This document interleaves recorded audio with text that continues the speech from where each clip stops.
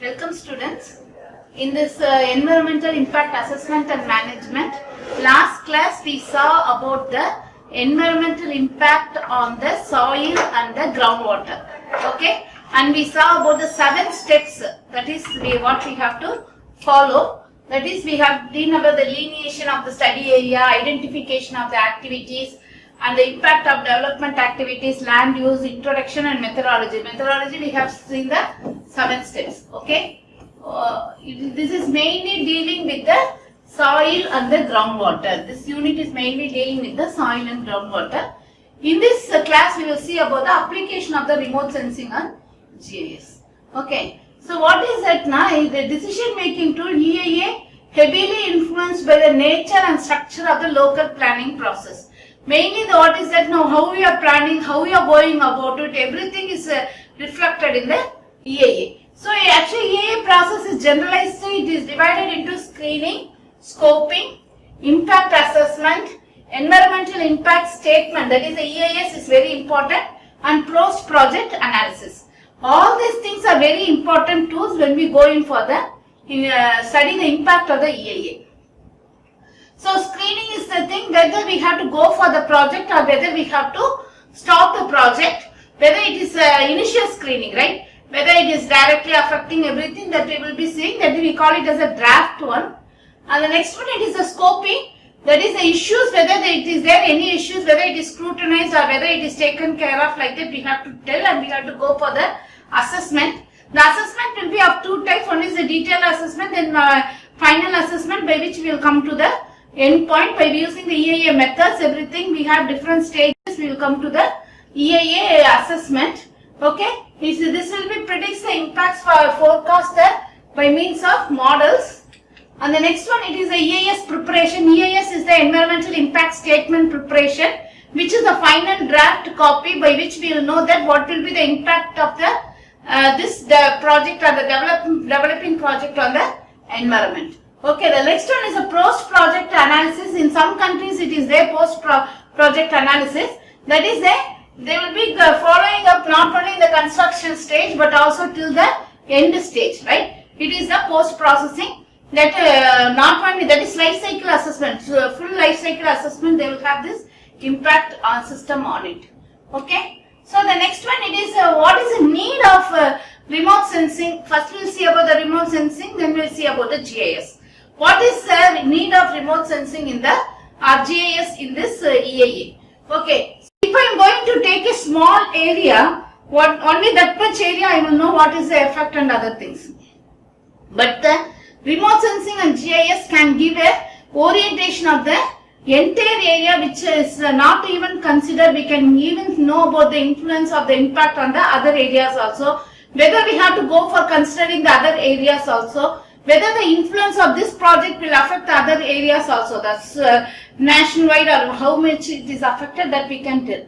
That is, aerial photographs, satellite images can be used to monitor resources over large areas. Okay, remote sensing data, especially satellite data, can be used to process the imagery. That is, we will get images from the remote sensing and we will be converting into map using the GIS, and we can get a very good thing whether we can go in for it. The data which EIS cannot give, also we can get it from the GIS one. So first one we will see about the remote sensing of EIA.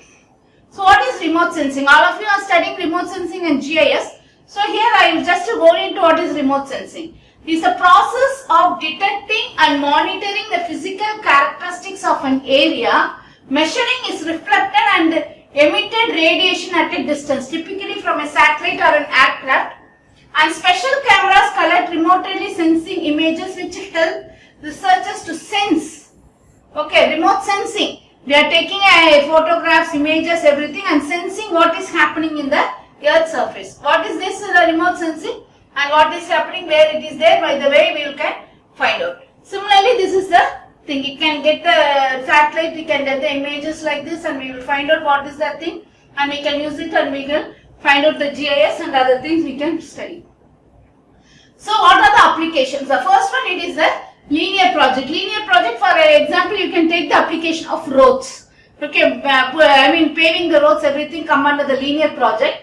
It gives a spatial scales. Spatial means in the area, space, right? So it will give a range of spatial scales usually upon a number of habitats across a region. How many members? If I am going to have a, this is a Tenali, here I am having this, this Vishakhapatnam. I am going to lay a road, right? Road base. So in between there may be Guntur may come, Vishakhapatnam, this, so many places may come, right? So I have to know how much number of habitats has to be crossed here. And individual habitat patches where it is there, how much it is affected, how much agricultural land will be affected, how much animals will be affected, wildlife will be affected.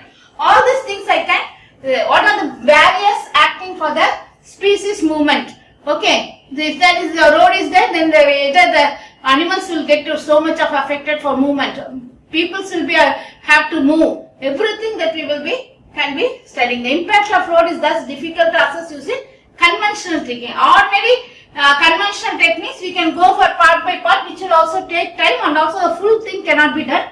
But with the images I can take the entire area along the path and I can find out how much area it will be affected. The second one, it is mainly used for coastal zone studies. It is also a similarly linearity study only.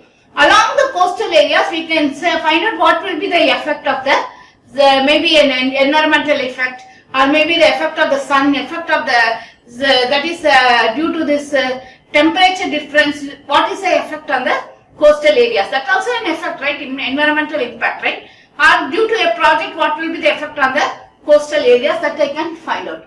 Okay, so it is a monitoring techniques. Ordinary monitoring techniques are difficult to apply. At that time, I can go in for this this remote sensing, which will give you a large spatial scales over the entire, can be a long term or a short term study, but the entire coastal area can be studied at a stretch. Okay, so long term and short term study can be done precisely. For example, you can take a photograph used to measure the change of the coastal geomorphology resulting from the various long term sediment balance.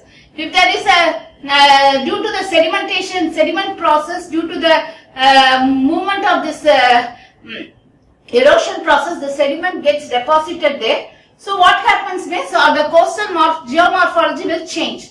That is a long term process because it is sedimentations, every time it takes and it will change.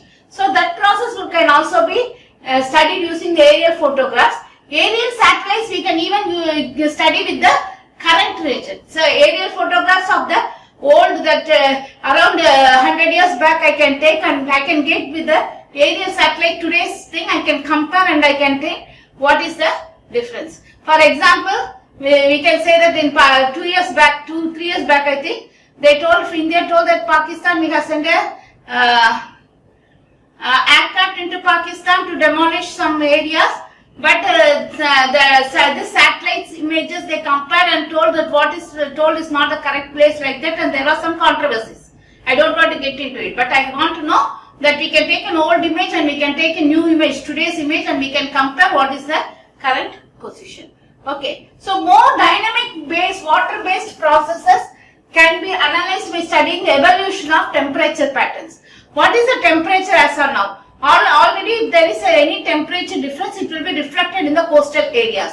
So that temperature difference can also be taken and it can be studied. The third one, it is the estuaries. Estuaries is mainly having so much of sedimentary regions, and the gross sediment load and the distribution of the sediments, everything affects the property of the estuaries. That we can study. So what and all we can study? What is the suspended solids there? What is the turbidity? What is the temperature, salinity, amount of chlorophyll and phosphorus that is there? Because it is a place where the fresh water and aquatic animals also be there. Okay. So what will be this part? What is the effect of this one? We can easily study with the help of the remote sensing. Okay. So for checking this estuary, what we have also, we can also check that what will be the effect of the estuary on the coastal regions. Okay, how much region the coastal area is affected by the estuary, or estuary is affected with the intrusion of the coastal water. Okay, that we can also study. Okay, So this extensive nature of the coastal process and its effect on the estuary or the asset estuary, what is the sediments affect everything, then temperature, the turbidity, salinity, everything that we can study using the these remote sensing images. Okay, so it is mainly used for the freshwater studies by measuring the extent of coastal waters and the inaccessibility to the measurement. Okay, so how much the effect of coastal water is coming in, freshwater habitat cannot be that cannot survive there, so that can be studied mainly in the lakes, reservoirs and wastewater stores. We can easily find out using the images whether the inclusion of one water bodies to the others are taking place, everything that I can study. And remote sensing can be used to measure wastewater bodies, which can be classified by combining remote sensing and the laboratory analysis. Both things combine, not only with the images but also taking the sample study, everything that I can consider this wastewater bodies, how to measure, what are this turbidity, what is the BOD, COD, everything what is there, I can study with the help of lab, and what is the effect on this wastewater also that I can study. So estimate the volume of wastewater held in the reservoirs. How much wastewater coming from the, not only from domestic, also from the industries, how much wastewater is held in the reservoirs, how much wastewater is sent into the reservoirs that I can study. And also I can study monitor the reservoirs continuously with the help of satellite images for effluent quality. Okay. By studying water transparency, color from the satellite images, I can take what is the color of this, what is the transparency, and how even it can go into the images is having aerial photographs, it will give the surface, and we can go even into the photography with the help of the underground, and we can study the organic matter, suspended solids and chlorophyll. We can find out how much it is there, what is the quantity, how it is getting affected, everything I can. The next one, it is the access of micropore distribution in the reservoirs. Okay, the color itself and the change of color, everything we can say whether it is pure, everything by which we can tell what will be the effect. And the target the optimum location of mitigation measures such as establishing the buffer zones of vegetation to control runoff. Where some cases there will be a large growth of the vegetations will be there due to the presence of the nitrogen and phosphorus. So we can study what will be the effect of the buffer zones, whether this is affecting the runoff. If there is so much of that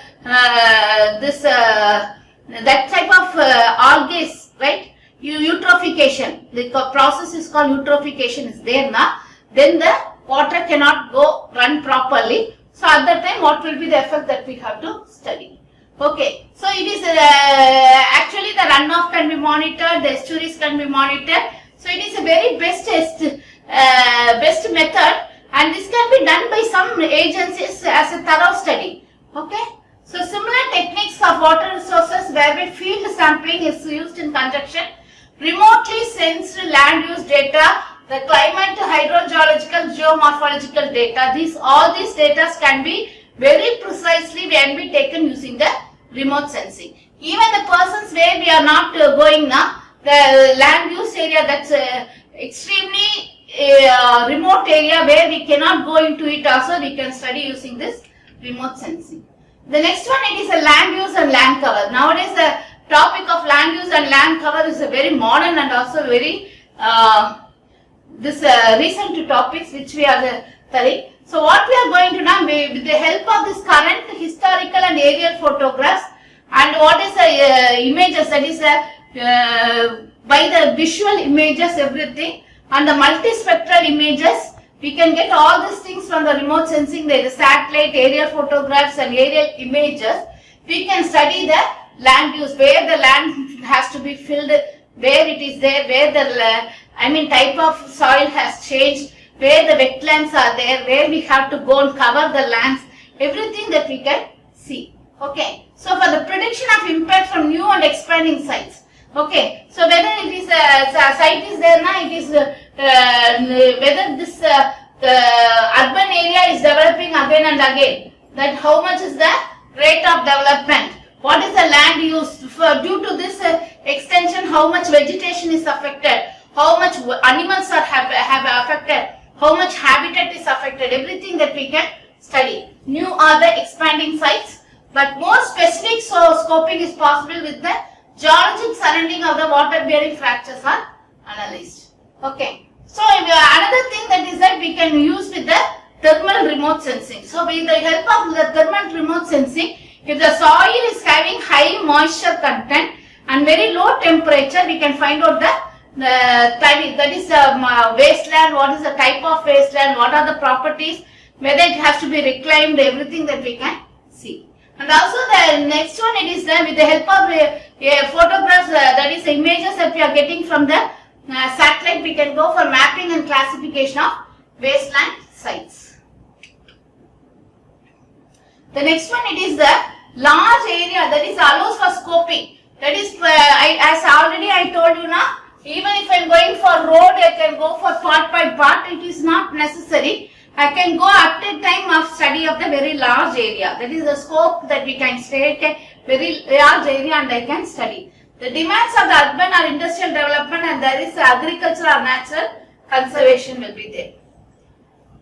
And the next one, it is essential that the remote sensing data are at a scale both temporally, frequency or repeated observation, and spatially, both extent resolution approximate to the subject under investigation. Whether a temporary frequency or it is a permanent one change, everything that I can take, and I can get a spatial information from the satellite if it is to be has to be arrived at a periodic time or some specific time. Okay, so these are the sources by which I can get the remote sensing satellite images. The main thing from India is the ISRO, and for other countries we have NASA, UK we have NRSC and NASA. Like that, every country they have some satellites that they have sent particularly to study about the environmental effect of the on the ground, right? On the impact of the environment, everything on the ground, how the changes has taking place, everything that we are studying. You can get the images from these organizations if we need it. And the next one, these are the satellites that were sent, okay, to study this environmental impact. These are the remote sensing application. Now we will going for the GIS. What is GIS? It is a conceptual framework that provides the ability to capture and analyze the spatial or the geographical area. What are the maps that we are getting through remote sensing? We can tell it as it is an application, right? So GIS is an application, or we can say it is capable of holding and using data describing places on the Earth's surface. Mainly, it is a framework for gathering, managing, and analyzing data. It itself doesn't take any aerial photographs or any other things. It is a place where we can go in for storing, analyze the data, we can store the data, we can use it for the multiple number of purpose. Okay. So actually GIS integrates many types of data. Now what is the data that I need, I can take. What is the data that is associated with also I can take. Right, which is not available in hand. But it can take any number of data and it analyzes the spatial location, organizes layer of the information into visualization like that of a map or mainly the digital map that we can do it, and 3D scenes. So 3D printing, that is 3D, the visualizing a 3D scenes are there using maps that I can do. So the next one, this is where why this GIS very well suited for EIA means, according to ESRI in 1995 they told what is where, which is central screening, scoping and baseline studies. So what is there means this region what and all is there. If there is a heavy forest, dense forest, what is there in the forest? What are the animals that will be there? What is the habitat there? If the persons are living there, what is there? What is the scope and screen of this screening, scoping, baseline? What are the entire thing of that area that I can study with the GIS? What spatial pattern exists? Okay, so something the water runoff is there. I can tell this water that is some water will have now. If I am going to take this area, there may be one water that is going like this, another water coming like this, and it will be turning. So I can take what is the effect of this thing. Either it is one water may be a permanent river, another runoff may be a temporary one. So whether I can go in for like this, I can study based on the spatial patterns. One example I am telling, which can be in understanding the baseline of the study, right? And the third one, what is the aim of impact prediction and may be important in formulating the mitigation measures. Mitigation measures is the prevention measures or the repair methods, what and all is necessary that I have to do, that I can study. So possible relationship between GIS and EIA. So what is the thing is that GIS used to provide data for the impact assessment. Okay. So this will, from the satellite it collects the data and it gives the data in a map format, in a visual format. Okay. So if the ordinary thinking of the, ordinary seeing of the remote sensing images, we can't get anything, Google Earth, right? But when I am going to convert into the GIS data, then I can know what it is there. Okay.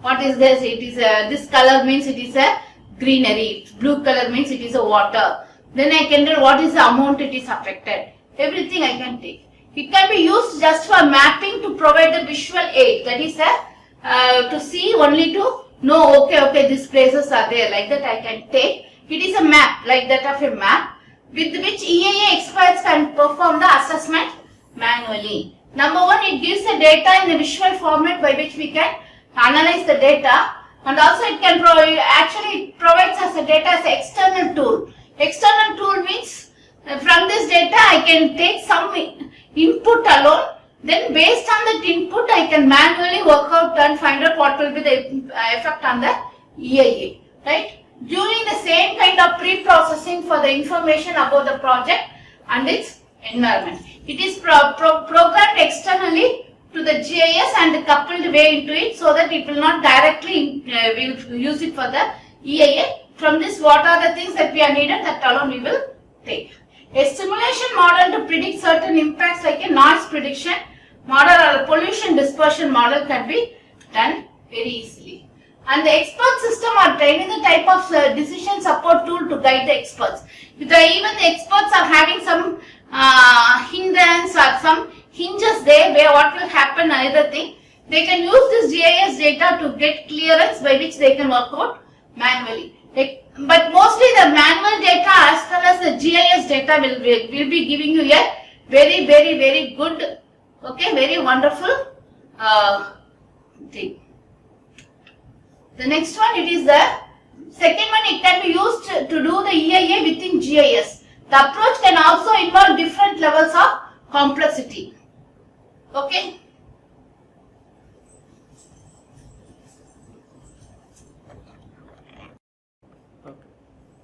So the GIS can be used to do the EIA within the GIS. Okay, not only the separately, that data can be analyzed again and again to get a very that is precise results. Okay, and also we can use 2 or 3 GIS data all together to get a different level of complexity that we can minimize it. And using buffering and map overlay. Map overlay means each map can be kept one by one. That actually we saw the overlay method, right? So like that we can have it, and we can even take 10 number of maximum is 10 number of parts into one, and we can analyze the data very easily using GIS rather than the manual method.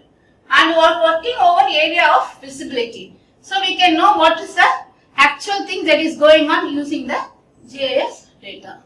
The third one, it is used to display the results of the EIA in the map form, so easily we can understand it. It is a visuality that we can see. And the environmental impact of a development proposal typically carried out by the environmental consultancy agencies, whether it is a NGO or it is a government agencies or it may be private agencies, by which we can go in for the study using the GIS, remote sensing and GIS, which can be given to the expert by which the EIA results, that is the final report, can be formulated. EIS, that is environmental impact statement, can be given based on the results that is based on GIS. Okay. So actually, the only one thing in the resource implication of the within the GIS is the hardware and software cost, skill, the staff, and the cost of acquiring the inputting data will be the extra thing, but the data what we are getting will be more accurate compared to the manual thing. And the overall project is to be considered means that we can go in for this GIS, and the feasibility also can be, we can easily think whether this project can be implemented or whether this project has to be rejected, and what will be the impact, total impact of the project in the entire area can be studied using this GIS. So that's what I told you, the spatial inventory of the environmental information, the full information of the space. If even the project is going to be here, to be development of the project is here or somewhere now, if the project, due to this project, some rivers here may be affected, or some animals that is here will be affected. But when we are going for a manual method, we can only be taking that area and also some surrounding area. But with this remote sensing and GIS, I can take the entire area and I can take what are the effect of the development project on the water resources or the on the habitat. Maybe animals may be there or any monuments will be there. What is the socio-economic, cultural effect? Everything I can study in a thing. Okay. So and also another thing is that typically it can be available in the paper form also. So we can use it for that, not only in a computer based, it can even take it as a map. So it can be used as a reference and also it can be used as a document. Okay. So the next one, it is the screening and scoping. Already we saw what is the effect of this on the GIS, whether a project requires EIA or not. This is my first thing that I can take it, right? So the characteristics of the project itself can be clearly studied using a GIS map. And the project's location and the sensitivity of the area. As I am telling now, what is where the project is there, whether what are the effect of this project on the environment, that I can easily study. The third one, it is the whether the project is exceeding the limitations. That is what happens means, if there is a area like this, somewhere there will be a reserve forest area. With this project, if it is going to be constructed here, whether it is entering into the restricted area, then you have to be careful because this will impact so much on the area. So it is an example I am telling. Like that we have to see whether the project is implemented within a particular area, whether it is exceeding the area, like that I have to study. So the next one, it is the baseline studies. The baseline study is the main thing that we can get it from the GIS. So using the GIS, I can tell whether the EIA work can be followed or that EIA is necessary for the project. That assessment is not necessary means I can go straight away take the project. But if it is necessary, how much spatial, that is how much area has to be considered, what are the points has to be considered, everything that I have to take it from the, it can be easily taken from the GIS study. Okay. So the next one, I told you that the area where the discrete spatial units, everything we can study. And the next one, it is the GIS prediction in reflection. So next one, it is how much far that we can go in for the relay on the GIS results. Okay. So not only from the remote sensing we are getting the images, that images will be properly has to be taken care by the analyst, that is a person. So he has to take all the things into account. So the main thing, that is a prediction of the EIA mainly based on this analysis past. Okay. So the important features such as archaeological, ancient monuments, that is socio-economical, animals, whatever it is there, everything that which is going to be there in that space, that what we are affecting, right? So if I am going to put a road from one place to another, for example from Tenali to Paisang, I am going to put a road. There may be a bridge in there may be a dam, there may be a fort may be there, an archaeological monument may be there, there may be a habitat for the extincting animals may be there. So all these things can easily be taken care by the study of this GIS. So the next one, it is that is first thing is that, so the development and implementation of a model, it is easily can be done using the GIS. With which method I can go in for this, whether a overlay method or a matrix method, or I can go for a comprehensive method, that I can easily decide based on the GIS. The next one is this undertaken outside the GIS software using an independent computer model. The output form which is imported back into the GIS for purpose of display and further spatial analysis. That is, the manual form or the hand worked form can also be taken into the GIS and can be used for the analysis. After the most effective uses of GIS technology in terms of mitigations, mitigation is nothing but the prevention, or after that how to get rid, that is the mitigation effects. What is the thing that we are doing? It is to give a broad sense. It studies the mitigation, what are the problems that we have to face and how to evade the problems, or how to get over that problem, how to go for a prevention of that problem. Everything that we can study in the EIA report by using the GIS. So for example, this is a EIS results and this is a GIS scoping, that is a GIS, that is results from the GIS means the proposed plan split the municipal area into 2 rural settlements. Here it is saying that the proper passage will be defined in due course. So it is not giving a very specific answer, but here you can say that it has to be split into 2 courses. So here the buildings means a part of the plan where detailed mapping exists. Here the building should be removed. Like that, so much of the things that we can say that soil types were identified based on existing survey material. Soil types are identified using a local survey. So what is that? They do the 2 type match, that is a shift in the border. So by which we can even compare the EIS report with the GIS report, and I can tell how far my project is good. And also this is a thematic diagram by which it is given where the database has to be. So all this spatial database can be stored one place and thematic database can be stored, by which I can go and take this values for the further analysis. So these are the major application of the GIS. So the street network, the road network can be found. The vehicle routing or rescheduling or the alternate way for the vehicle we can go. Location analysis, site selection, development of evacuation plans, natural resources can be easily be identified with the help of this. View shed analysis, hazardous or toxic facilities, where it is there, how much the coastal area is affected, how much the runoff is affected, land parcel based zoning, land acquisition, environmental impact statement, water quality management and maintenance of the ownership. So as a summary, so RS and GIS will be very effective and it is a rapid, reliable system when we are going for the environmental impact analysis.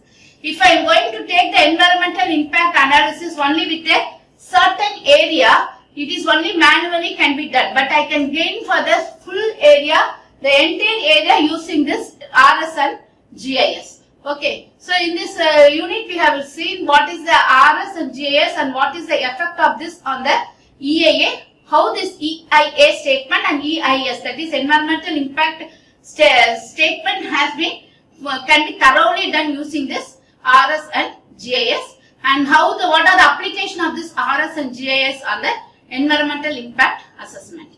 Okay, by which the 3rd unit is completed. Then we will go for the next class with the 4th unit. Thank you.